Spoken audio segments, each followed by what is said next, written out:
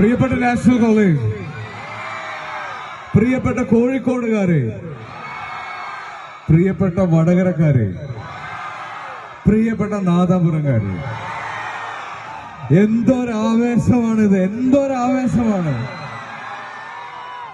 ഞാനൊരു കോളേജിൽ ഒരു ഫെസ്റ്റിവലിന്റെ ഭാഗമായി 5:30 മണിക്ക് എത്തുമ്പോൾ അത് കുറച്ച് ലേറ്റായി പോകില്ലേ എന്നുള്ളൊരു സംശയത്തിലാണ് ഈ കോളേജിന്റെ 1 കിലോമീറ്റർ മുന്നേ വരെ എത്തിയത്.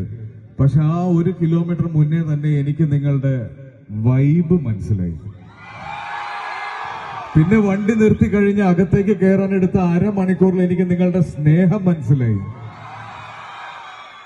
വേദിയിലിരിക്കുന്ന വിശിഷ്ട വ്യക്തികളെ, പ്രിയപ്പെട്ട സൂപ്പർ സ്റ്റാർ ഷാഫി പറമ്പിൽ,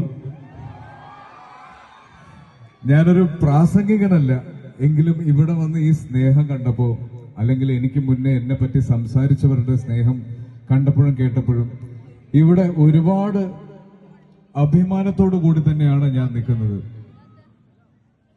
സംസ്ഥാന കലോത്സവത്തിന്റെ സമാപന ചടങ്ങിൽ ഞാൻ ചെന്ന് പങ്കെടുക്കാനുള്ള ഒരു അവസരം എനിക്കുണ്ടായിരുന്നു. അന്ന് ഞാൻ പറഞ്ഞ ഒരു കാര്യം തന്നെയാണ് ഞാൻ വീണ്ടും പറയാൻ ആഗ്രഹിക്കുന്നത്. ഞാൻ സ്കൂളിലും കോളേജിലും പഠിച്ച സമയത്ത് ഒരു കസേര പോലും പിടിച്ചിടാൻ സ്റ്റേജിൽ കയറാതിരുന്ന ഒരാളാണ്.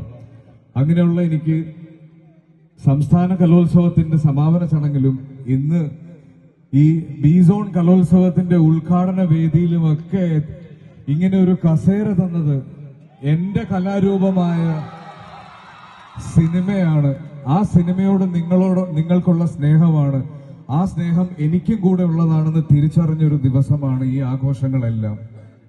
ഇന്ന് ഈ വേദിയിൽ ഈ കലോത്സവത്തിൽ പങ്കെടുത്ത് സമ്മാനം കിട്ടാതെ പോകുന്ന എല്ലാവർക്കും ധൈര്യമായിട്ട് എന്നെ നോക്കാം. ഒരു സമ്മാനവും വാങ്ങാതെ നിങ്ങളുടെ മുന്നിൽ ഇന്നിങ്ങനെ ഒരു സ്റ്റേജിൽ നിന്ന് സംസാരിക്കാനുള്ള ഒരു ഭാഗ്യം എനിക്ക് ഉണ്ടായിട്ടുണ്ട്. അത് എന്റെ കലാരൂപമായ സിനിമ എനിക്ക് തന്നതാണ്. അപ്പൊ തീർച്ചയായിട്ടും നിങ്ങൾ ഇനി നിങ്ങളുടെ ജീവിതത്തിൽ മുന്നോട്ട് പോകുന്ന സമയത്ത് നിങ്ങളുടെ തിരക്കിലേക്ക് പോകുമ്പോൾ ഇന്ന് ഈ കലോത്സവ വേദിയിൽ നിങ്ങൾ പാർട്ടിസിപ്പേറ്റ് ചെയ്യുന്ന കലാരൂപത്തിനെ അല്ലെങ്കിൽ ആ കലയെ നിങ്ങൾ കൈവിട്ട് കളയാതിരിക്കുക. എഞ്ചിനീയേഴ്സും ഡോക്ടേഴ്സും മാത്രമല്ല ഈ ലോകത്തുള്ളത്, പാട്ടുകാരും പെയിന്റേഴ്സും ആക്ടേഴ്സും ഉണ്ട്. എന്റെ കൂടെ സിനിമയിൽ അഭിനയിക്കാൻ താല്പര്യമുള്ളവരില്ലേ?